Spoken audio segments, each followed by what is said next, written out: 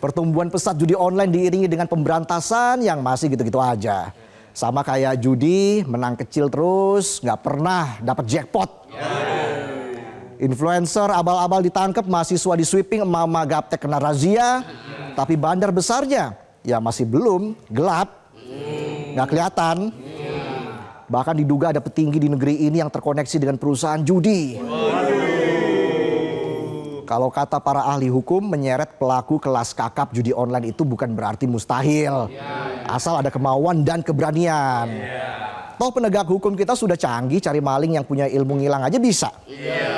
Masa cari bos besar judi yang bisa ditelusuri lewat aliran dana nggak bisa? Bisa aja saya. Saya aja bisa. Aja bisa saya. Gitu aja terus ya. Masih ingat kasus Oknum Kominfo yang backingin 1000 situs judi online dan ngantongin 8,5 miliar per bulan? Come on. 8,5 miliar bro. Kalau dibeliin kuaci pegel turahan.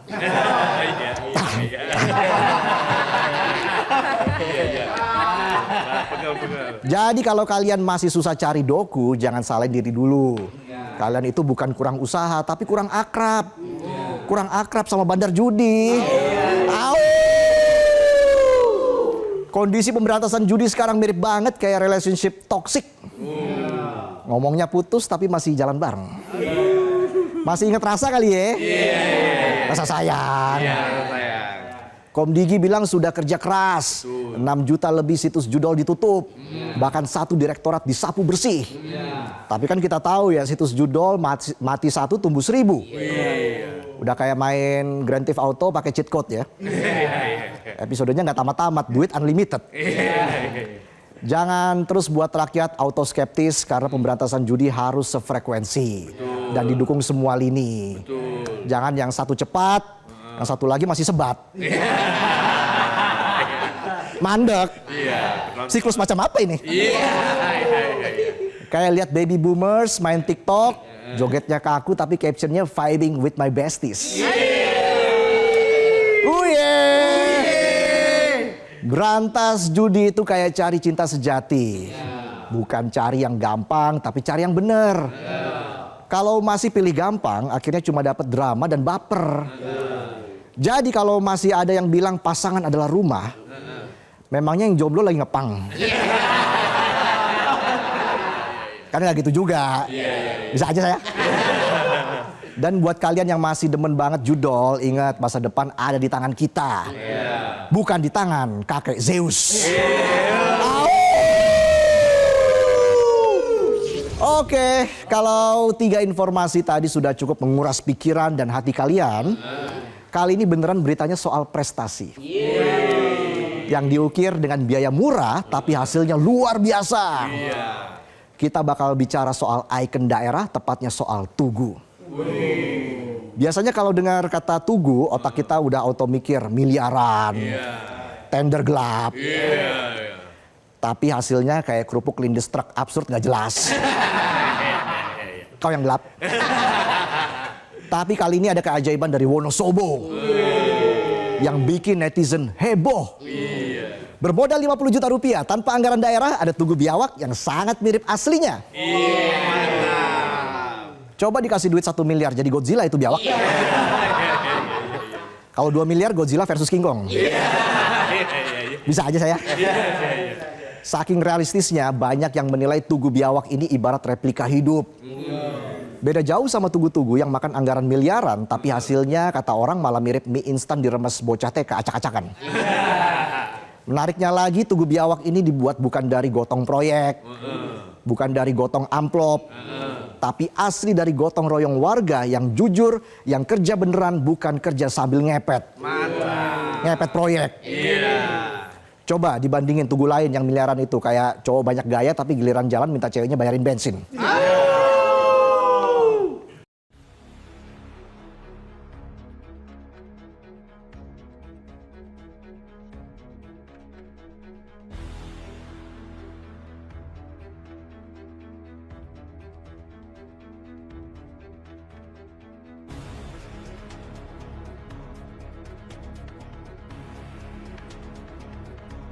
sesuai dengan kinerjanya, makanya dia korupsi. Begitu oknum-oknum ini.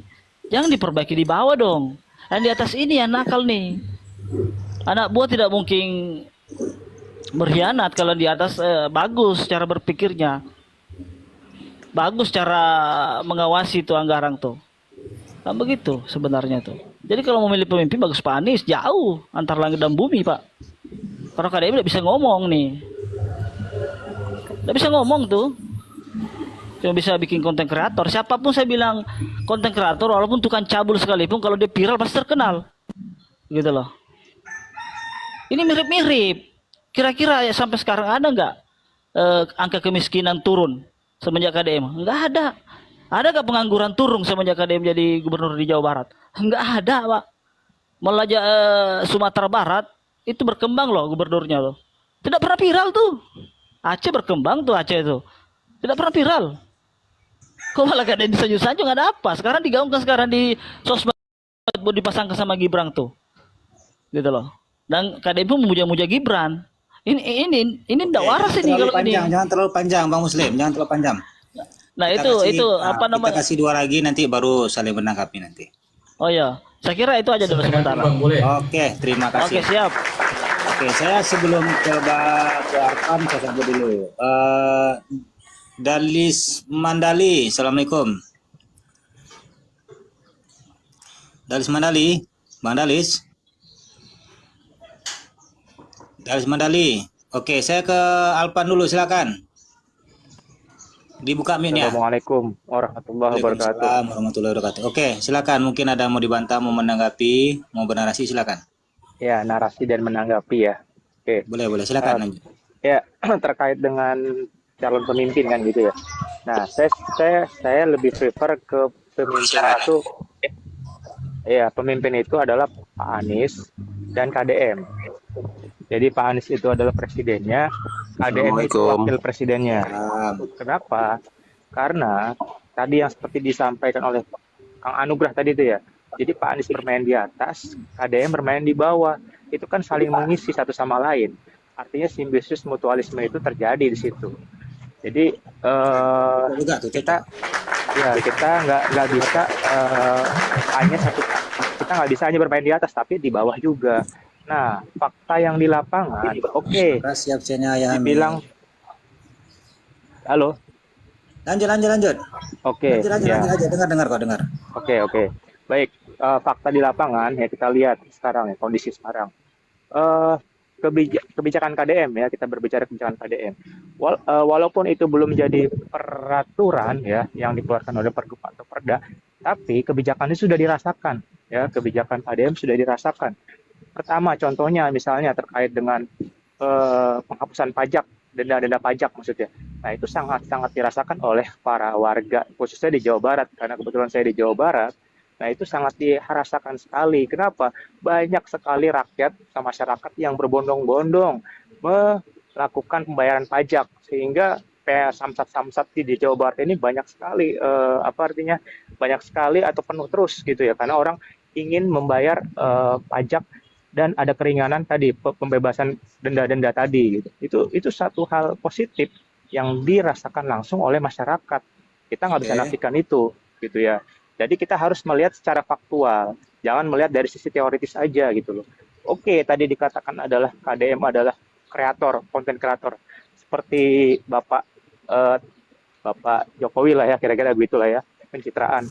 Tapi serupa tapi tak sama. Ingat. Gimana? Konten kreator apa pencitraan? Ya kan beda itu. Ya. Konten kreator dan pencitraan kan beda tuh. Oke, anggaplah konten kreator ya dibilang tadi ya. Tapi konten kreator yang bermanfaat dan terasa manfaatnya oleh masyarakat, apa itu salah?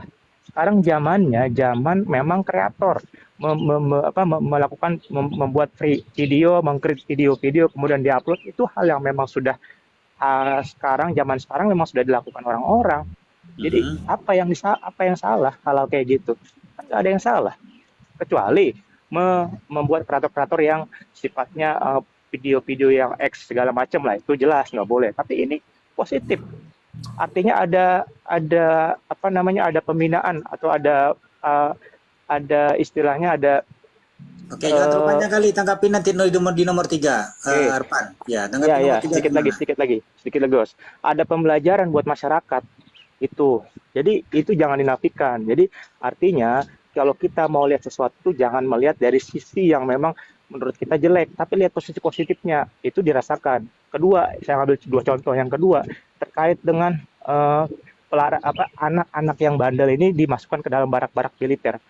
Sekarang Pak, Bu, kita lihat kondisi anak-anak kita, miris akhlaknya, miris moralnya, miris kelakuannya. Nggak kita pungkiri, faktanya ngomong seperti itu loh. Bagaimana anak-anak tawuran, bagaimana anak ikut bermain game online yang lupa waktu, lupa adab kepada orang tua, lupa pelajar segala macam, bahkan cenderung kena narkoba. Itu seperti apa peran KPAI? Nggak ada terkait dengan itu. Artinya gebrakan yang dilakukan atau kebijakan yang dilakukan oleh KDM itu bagus sekali untuk membina anak-anak supaya pada jalurnya, kembali ke jalurnya, yaitu tadi belajar. Karena anak-anak ini kan pewaris negeri tadi ya, seperti itu. Mungkin kira-kira itu, Os. Terima Oke, kasih. terima kasih. Terima kasih ya. Oke, saya sebelum ke Bang Sandi, yang bermasuk ya Sandi sama Bunda Saripah. Assalamualaikum Bang Sandi, Bang Bunda Saripah. Selamat pagi menjelang siang. Waalaikumsalam warahmatullahi wabarakatuh. Oke, Bang Sandi, Sandi Ulakan, silakan. Ya, Sandi Ulakan, silakan. Dibuka mic ya. Tidur kalau host. Assalamualaikum warahmatullahi wabarakatuh. Waalaikumsalam. Silakan. Oke, kalau saya sedikit aja sebelum kita membahas materi daripada sistem dan etimologi kepemimpinan, kalau saya lebih cenderung membahas masalah ini yang mengadu domba kita ini nih di media ini, para buzzer ini. Kalau kita membahas masalah sistem, masalah kejeniusan seseorang, itu kayaknya di buzzer ini terpatahkan oleh mereka gitu loh. Ini yang lebih bahaya ini daripada materi yang kita bahas gitu loh. Untuk sementara ini ya, untuk saat ini gitu loh. Dan kembali lagi kepada KDM itu, kalau saya melihat itu seperti saya setuju dengan saudara saya tadi yang mengatakan bahwa itu hanya sekedar pencitraan gitu loh.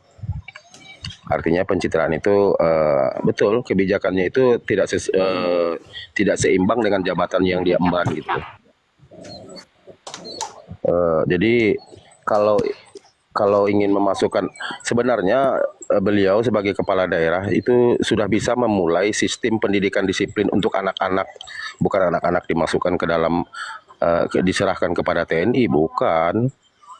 Itu juga radikal juga namanya kan.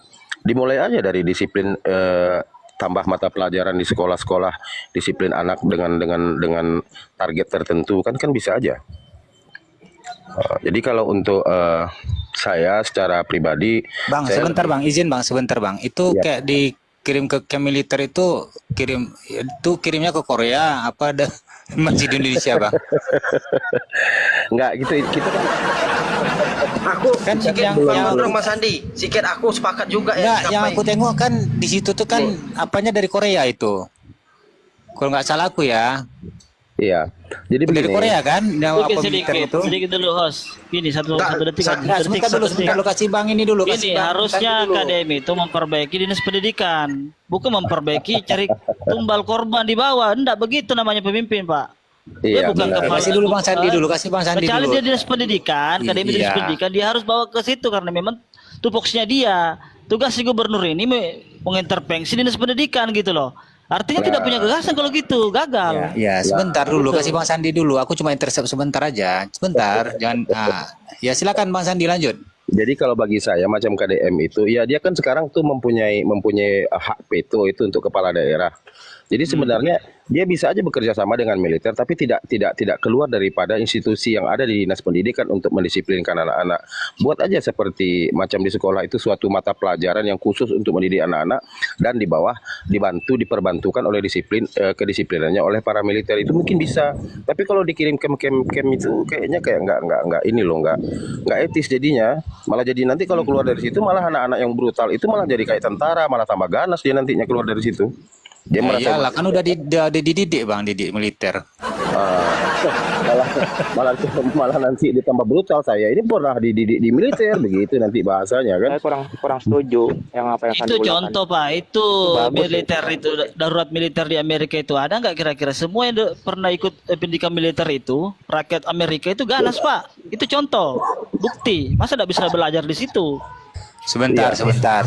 Gini. Berarti apa yang dilakukan oleh KDM itu kayak anak-anak yang bandel itu tuh wajib militer itu tuh salah ya kira-kira nih? Bukan porsinya, bukan kita nggak menyebut siapa yang salah siapa yang benar, cuma kita Nah, bicara kira-kira kan kita pandangan kita aja nih gitu. Nah, kalau Apa jadi komal aja. sebenarnya bukan ke tahap salah, kurang tepat gitu loh. Kurang tepat ya. Sebagai kepala daerah dia apa porsinya bedanya aja. kurang tepat sama salah? Beda. Kalau salah itu tidak bisa dibenarkan. Kalau kurang tepat masih bisa dibenarkan gitu loh. Hmm. Ya, jadi begini, kalau seandainya dia porsinya kan sebagai kepala daerah, militer itu di luar daripada pemerintahan loh. Jadi artinya dinas pendidikannya aja dibenahi, tambah mata pelajaran tentang disiplin anak gitu loh. Nah, dengan poin-poin khusus, kalau begini dia harus begini, kalau begini harus begini. Bisa aja kan dia kepala daerah. Iya. Gitu loh. Itu segitu dulu dari saya. Oke, terima kasih. Saya tanggapin Hos. Gimana? Ada yang mau menanggapi lagi nih? Saya tanggapi. Bentar ya, sebelum ke Bunda Syarifah, sebelum ke Kimi ya. Saya tanggapi dulu ya Hos.